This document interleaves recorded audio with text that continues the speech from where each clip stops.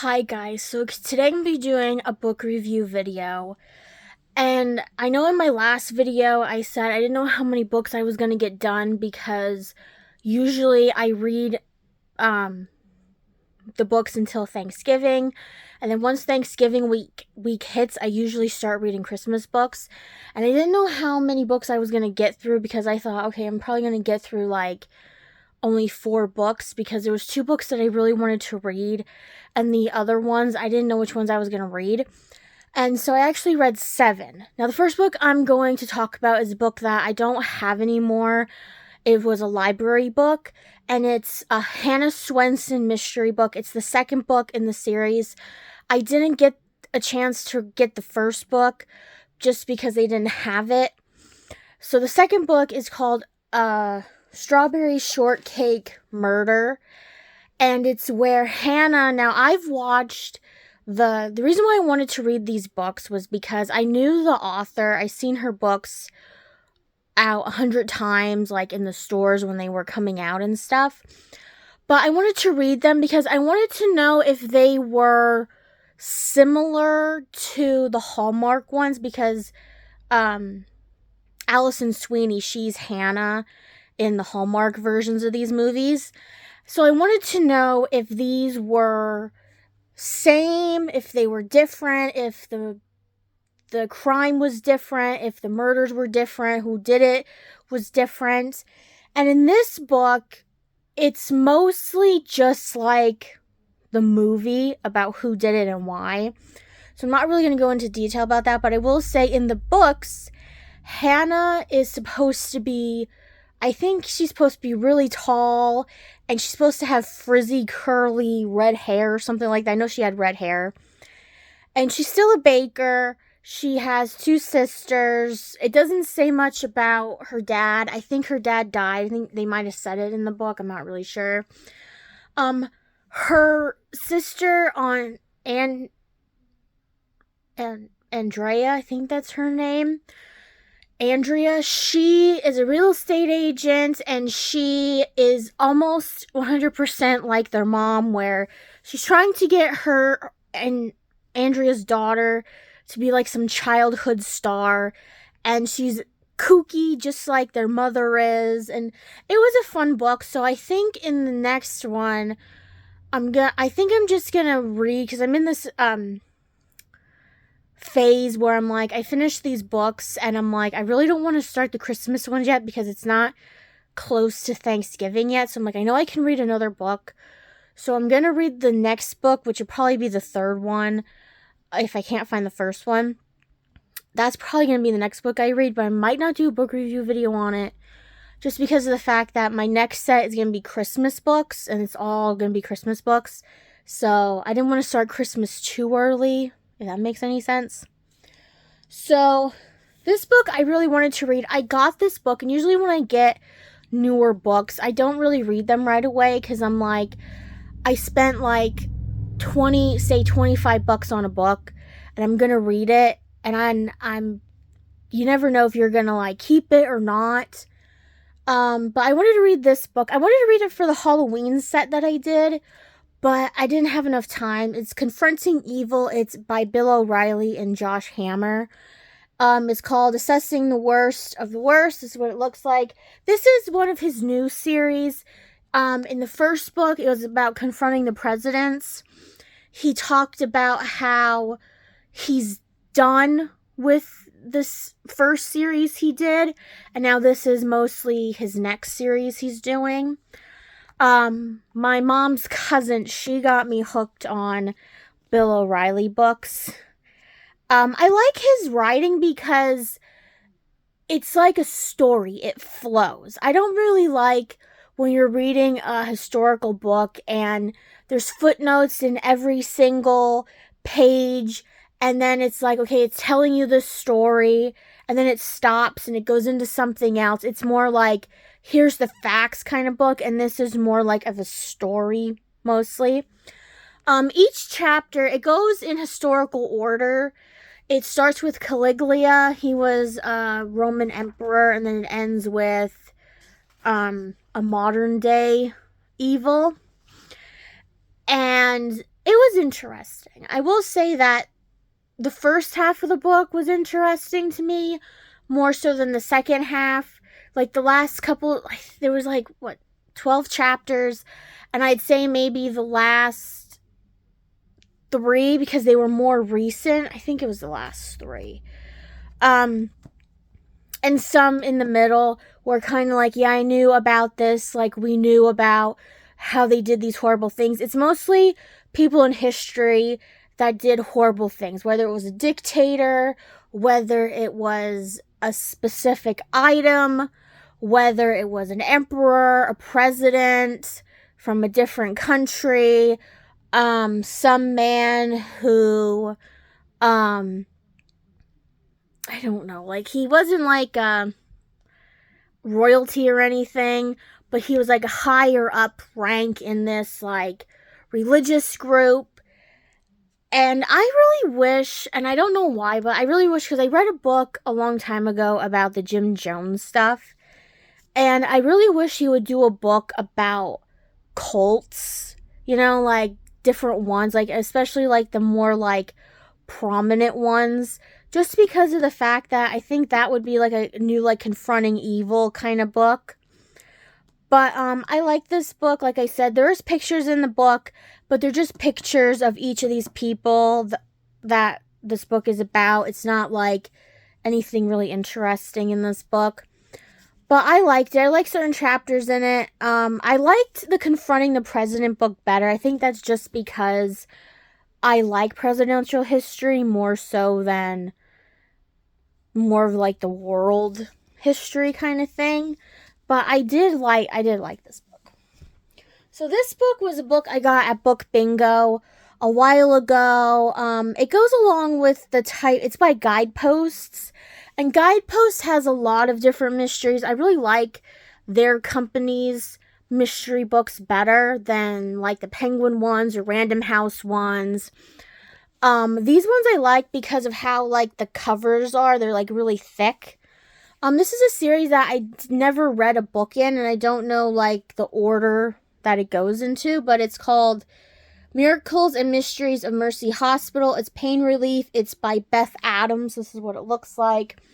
And basically it's about this woman. She works as like a volunteer. She's kind of like, I would kind of consider her like a candy striper.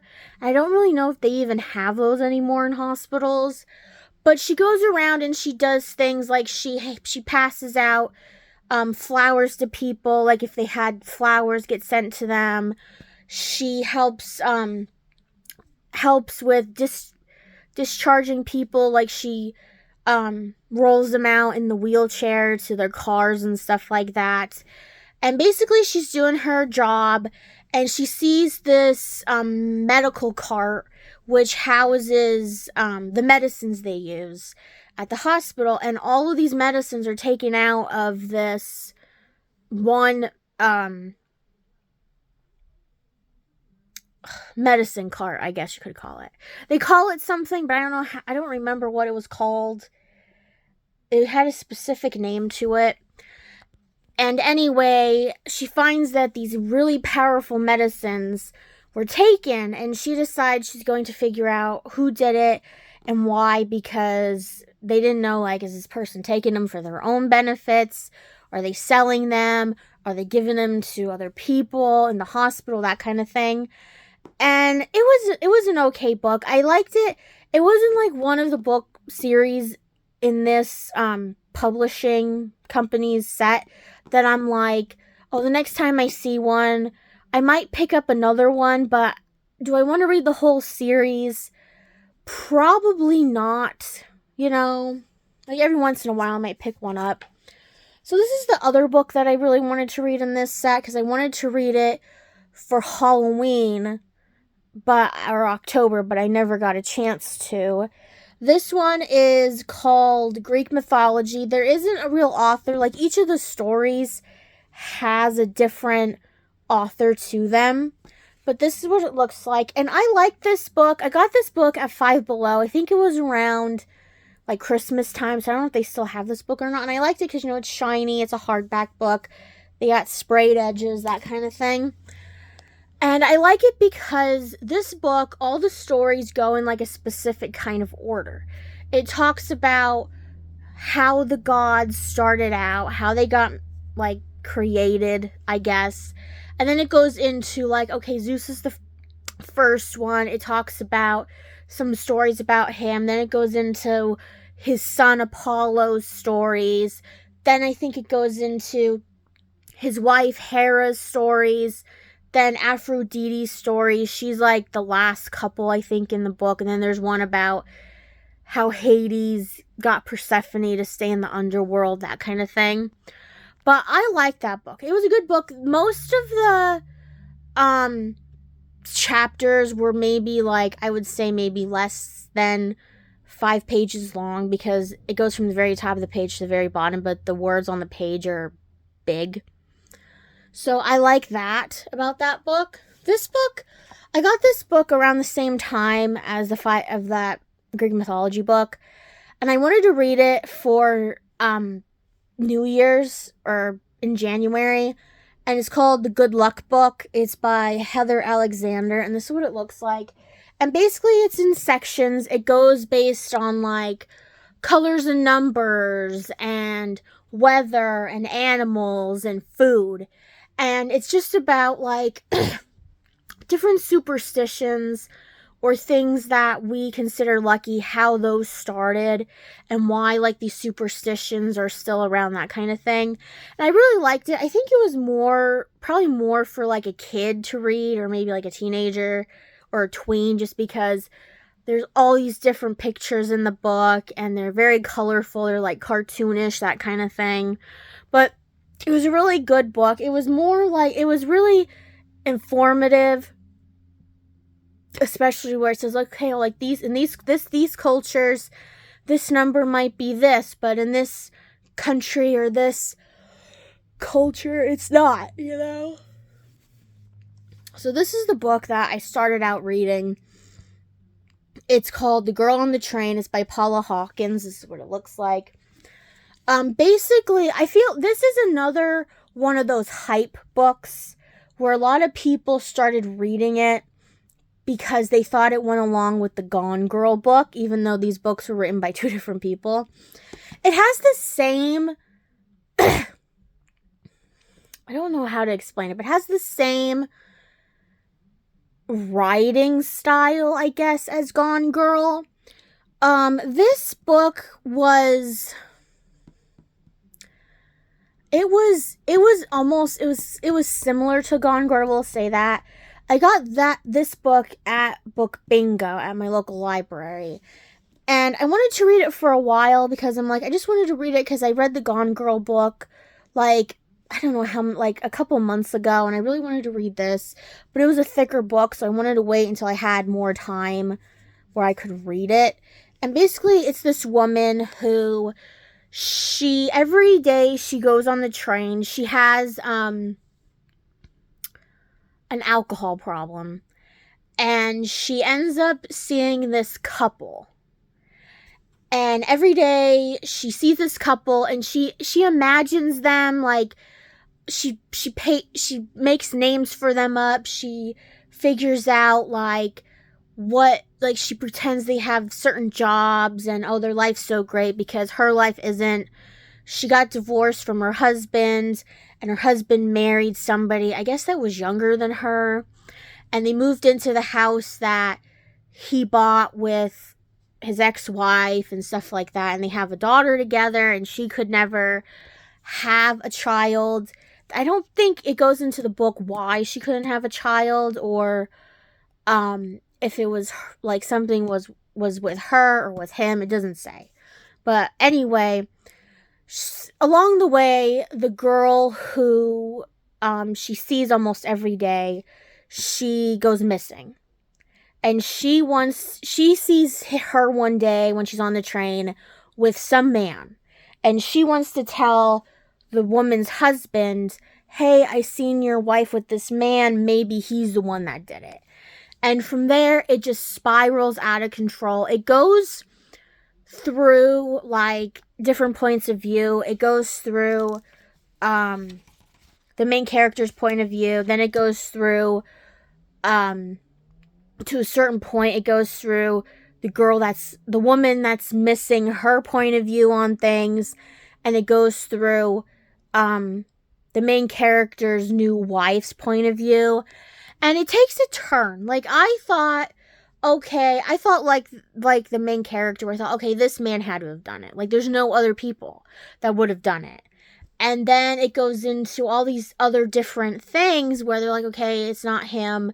And I'm like, well, who was it? You know, like, and then she's trying to prove that it wasn't her husband that did it, because, you know, when stuff happens to women or to men, they always blame the spouse or the significant other, that kind of thing.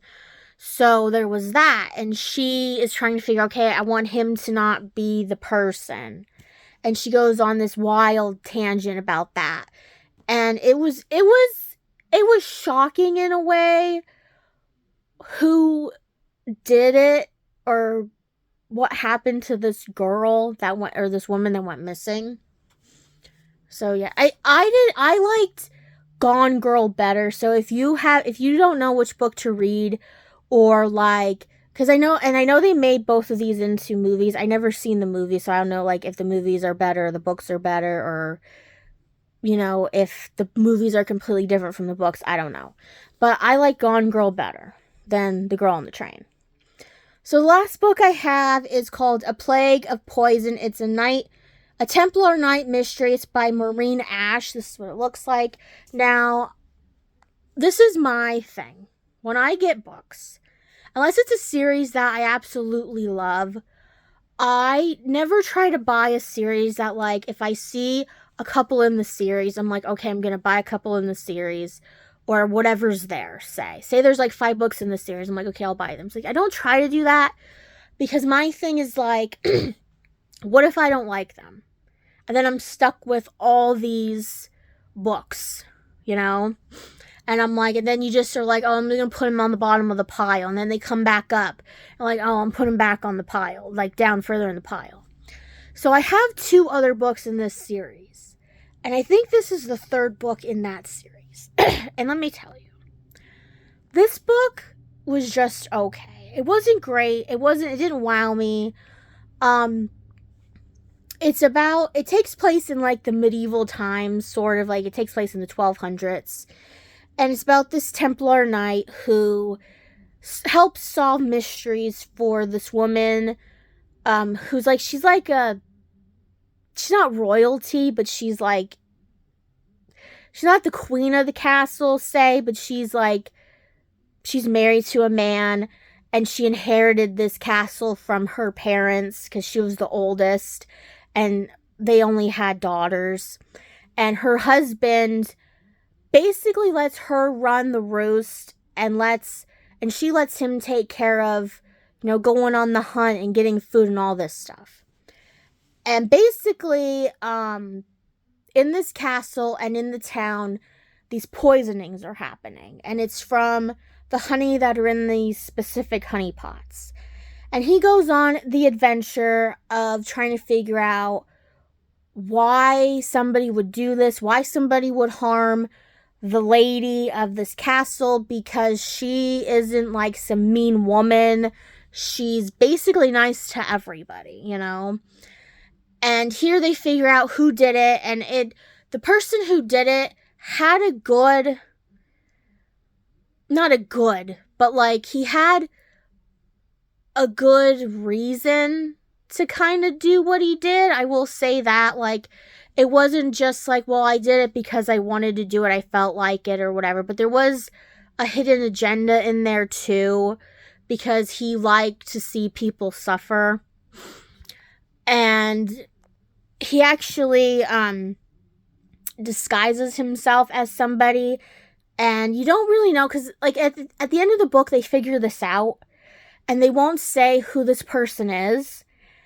And the whole point of the book, you're like, oh, like, and then they start, like, just calling him, like, in the book by his real name, who this person really is. And for, like, the rest half of the book, you're like, who is this person? And then they say it, and it's a character that I think only they mentioned, like, maybe 4 or 5 times in the book. He wasn't like a main character in the book, until the end. But the one thing I will say that I hated about this book is this is the third book in the series, and most of this book was more world building than it was anything else.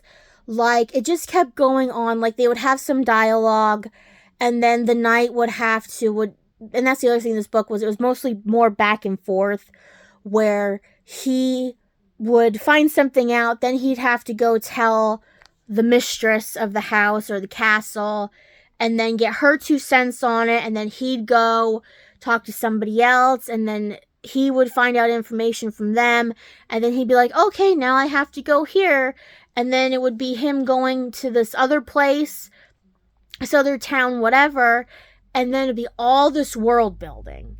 And then he'd have this one little conversation that maybe was like 2 paragraphs long, go back to the castle, tell the woman what he found out, and then they talk about it.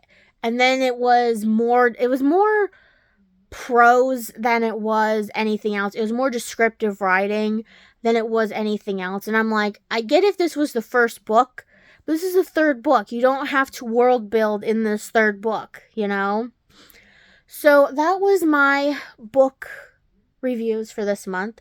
Next month, it'll be Christmas books. So see you guys next time in another video, and hope you guys have a wonderful day. Bye.